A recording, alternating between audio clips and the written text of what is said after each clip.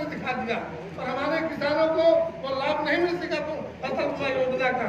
मैं चाहूंगा जिलाधिकारी महोदय से इसीलिए का रिपोर्ट मंगा करके और जो बाहर में पर्यवेक्षक आकर रिपोर्ट लगाए हैं 30% जिला सुखा घोषित था, हमारे किसानों को उसका लाभ मिलना चाहिए। मैं हृदय से आपका अभिनंदन स्वागत और वंदन करता हूँ। बहुत बहुत धन्यवाद। सोन को प्रणाम, सोनभद्र को प्रणाम है, सोनभद्राय नमस्तुते। इस अवधारणा को मैं अगले क्रम में वर्तमान सांसद आदरणीय श्री छोटेलाल खरवाड़ी को मैं आमंत्रित करता हूं कि आप अपने ओजस्वी वाणी से यहाँ की इन परिस्थितियों से माननीय मुख्यमंत्री जी को अवगत करें।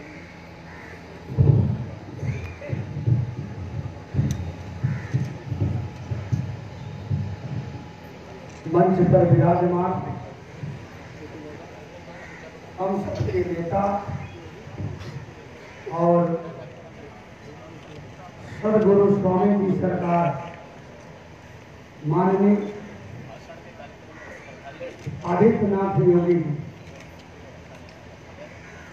मंच पर हमारे माननीय सांसद, माननीय विधायकगण, माननीय क्षेत्रीय अध्यक्ष जी और सम्मानित मंच मित्रों, यह सरकार गरीबों के लिए है और उत्तर प्रदेश में पहले ऐसे मुख्यमंत्री हैं जो दलितों के लिए, गरीबों के लिए, आदिवासियों के लिए याद किए हैं। जो अभी देखे हैं, जो आवास का वितरण जो हुआ है, स्वीकृति पत्र दिया गया, यह ऐतिहासिक काम है कि वनवासियों, आदिवासियों के लिए जो पहले ऐसे मुख्यमंत्री हैं जो याद किए हैं। और जहां जहां वनवासी हैं उत्तर प्रदेश में, हर जिले में, वहां उनके विशेष तौर से योजना बना करके आवास से लेकर के बिजली, पानी, सभी योजना उनको बढ़ता क्रम में दिया जा रहा है। मित्रों, वैसे आप त्रेता युग के बात याद कर लीजिए तो मर्यादा पुरुषोत्तम भगवान राम, थोड़ा याद कर लीजिए, उस समय भी सेवरी आस लगा कर जो हो रही थी कि हमारे दरवाजे पर मर्यादा पुरुषोत्तम भगवान राम आएंगे। एक तरह से हम लोग यहाँ एक सेवरी के रूप में एक आस लगा करके अपने मर्यादा पुरुषोत्तम भगवान के उपाधि लेकर के सदगुरु स्वामी खुद सरकार है, आप खुद भगवान है, आप दलितों के लिए, पिछड़ों के लिए, आदिवासियों के लिए जो आप कर रहे हैं, कोई नहीं करने वाला है। निश्चित तौर से आपको यह गरीबों का जो आपने दे रहे हैं आशीर्वाद निश्चित है, वो बहुत सराहनीय है। मैं अपने मंच के माध्यम से और जनता जनार्दन सभी आदिवासी, वनवासी, गिरिवासियों की तरफ से हार्दिक अभिनंदन वंदन में स्वागत करता हूं। क्योंकि यह कदम बहुत आगे जाने लायक है, इसलिए अपने माननीय मुख्यमंत्री जी को स्वागत करते हुए जो एक कदम है, मैं एक शायर के लाइन से मैं कहना चाहूंगा, क्योंकि मेरा आदत है कि एक शेर नहीं बोलता तब तक ठीक नहीं लगता, समय कम है, इसलिए इस बढ़ते कदम को हम रुकने न देंगे, इस बढ़ते कदम को हम रुकने न देंगे, घूसपैठियों को हम झुकने न देंगे। अब भले सर कटे या मिटे जिंदगी से, तिरंगा को अपने हम झुकने न देंगे, तिरंगा को अपने हम झुकने न देंगे। गाड़ी को विराम देता हूं। जय हिंद, जय भारत। तिरंगा जिंदा जो लगा तिरंगे को सलाम करते हुए मैं अगले क्रम में विधान परिषद सदस्य आदरणीय श्री केदार सिंह जी को मैं सादर आमंत्रित करता हूं।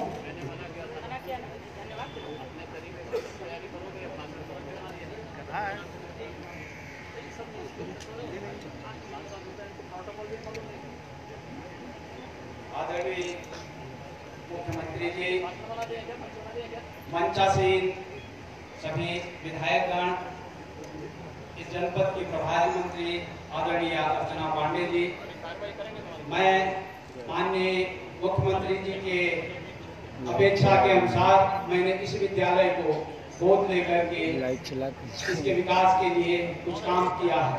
मैं इस विद्यालय में आदरणीय मुख्यमंत्री जी का हृदय से स्वागत करता हूं और जनपद के निवासियों की जो अपेक्षा है निश्चित रूप से उसका विकास होगा। इसी के साथ अपनी वाणी को विराम देता हूं। जय हिंद, जय भारत। अब मैं इस प्रदेश के यशस्वी मुख्यमंत्री जी से आग्रह करूंगा कि यहाँ उपस्थित सब लोगों का मार्गदर्शन करने का कर्तव्य है।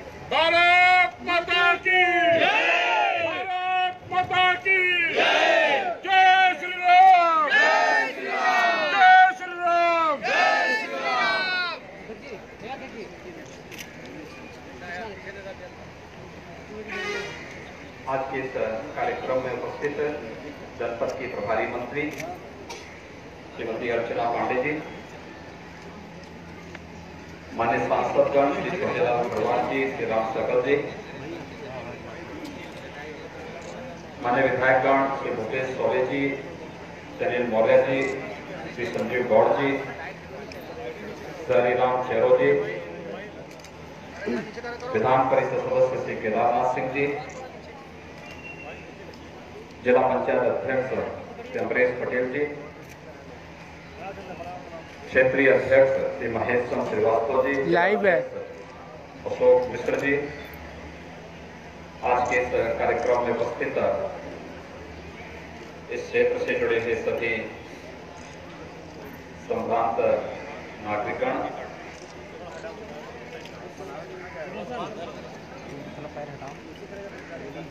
जनपद सोनभद्र न केवल प्राकृतिक संसाधनों से भरपूर है, अभी तो पर्यटन की दृष्टि भी अनेक संभावनाएं जनपद में मौजूद है। इन संभावनाओं को वास्तविकता में बदलना यह आज की सबसे बड़ी आवश्यकता है। कहीं न कहीं संभावनाएं होने के बावजूद वास्तविकता में न बदलने के कारण ही विकास की दर में जनपद सोनभद्र पिछड़ गया है। देश के यशस्वी प्रधानमंत्री आदरणीय नरेंद्र मोदी जी ने देश के 115 अति पिछड़े जनपदों को, जिन्हें महत्वाकांक्षी जनपदों के रूप में, आकांक्षात्मक जनपदों के रूप में लिया है, ऐसे आकांक्षात्मक जनपदों में जनपद सोनभद्र भी एक है।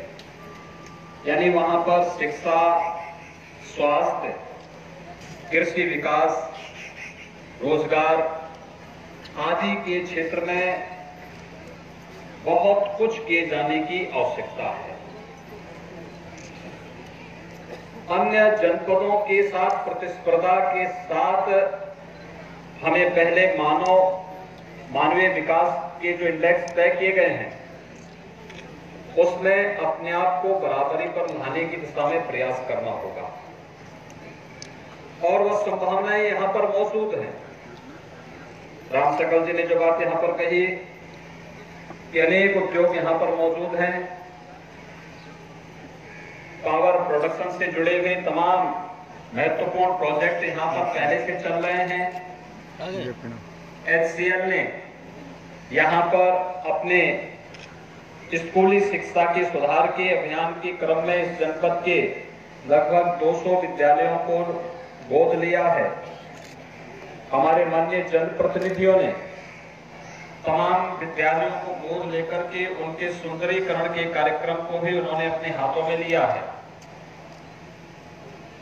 अगर इतनी संस्थाएं होने के बाद हम प्रत्येक विद्यालय को, जैसे ये विद्यालय आज कितना सुंदर लग रहा है, यहाँ पर आंगनवाड़ी केंद्र भी है, यहाँ पर विद्यालयों के फर्श अच्छे हैं, चमक रहे हैं, यहाँ बेड का भी अच्छा बनाया गया है, हर प्रकार की सुविधाएं जैसे यहाँ पर देकर के इन्हें आच्छादित करके आगे बढ़ाने का एक प्रयास किया गया है। अगर जनपद सोनभद्र के हर एक विद्यालय में इस प्रकार की व्यवस्था हो जाए, वहां पर प्रॉपर शिक्षकों की व्यवस्था हो जाए, जहां शिक्षक नहीं वहां शिक्षा मित्रों की तैनाती हो जाए, पोषण मिशन के अंतर्गत चाहे वह नवजात शिशु हो या फिर गर्भवती महिलाएं हो या बालिकाएं हो, इन सब को समय पर उससे जुड़े हुए जो भी पुष्टाहार है वह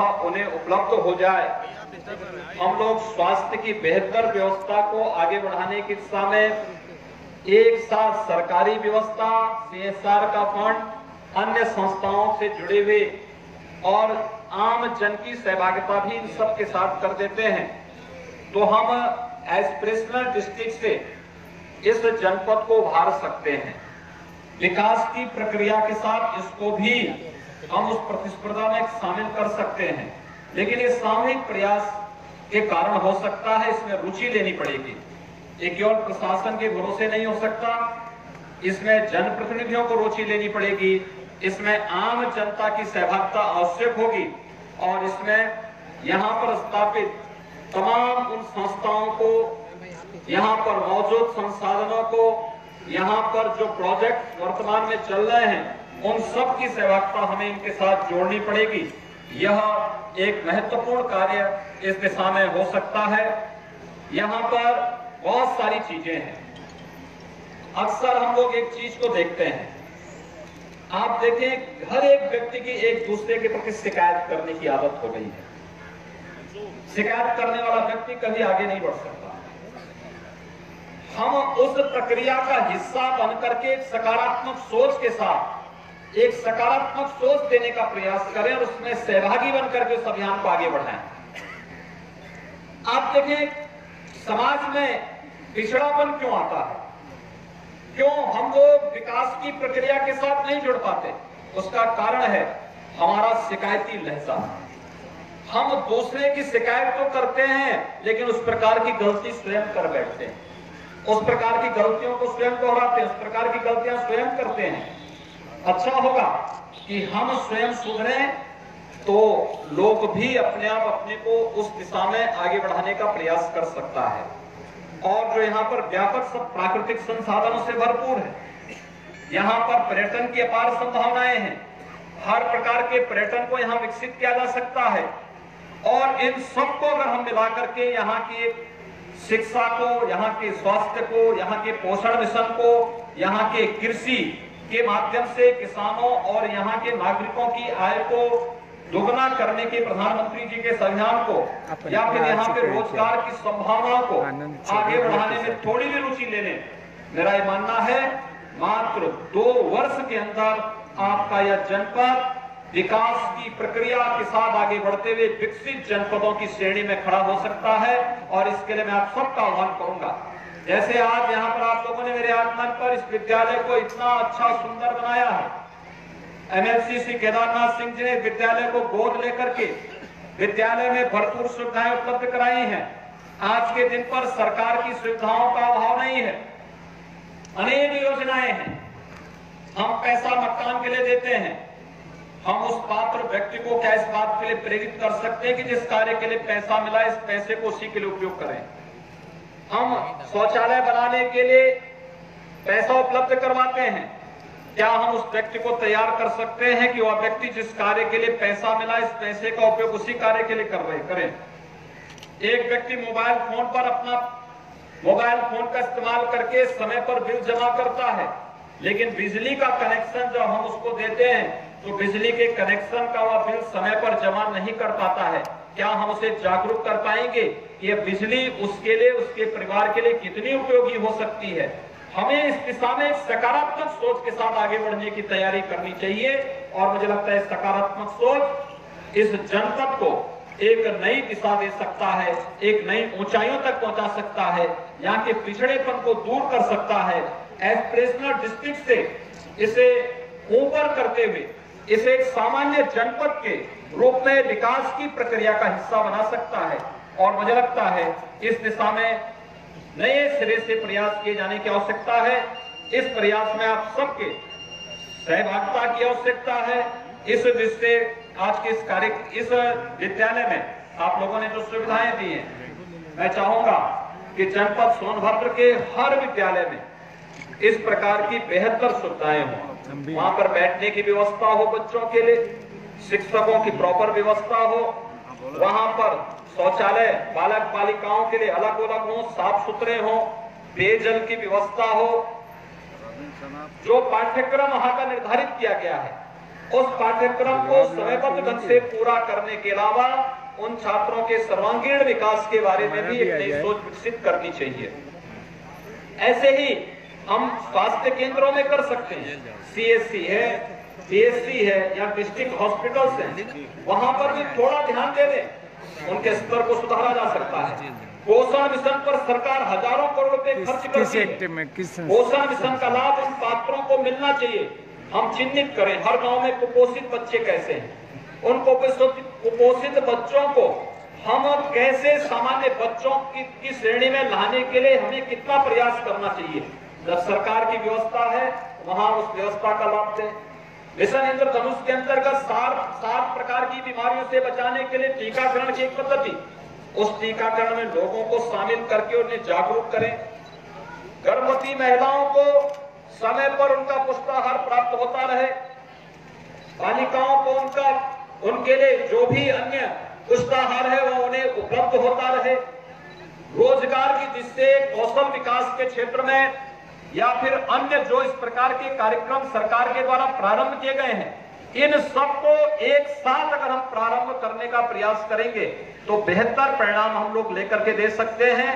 और आज जैसे इस विद्यालय में इस प्रकार की बेहतर सुविधाएं देने का प्रयास हुआ है, ऐसा ही हर विद्यालय के लिए हर अलग अलग जनप्रतिनिधि को, अलग अलग संस्थाओं को या अलग अलग तरीके से हर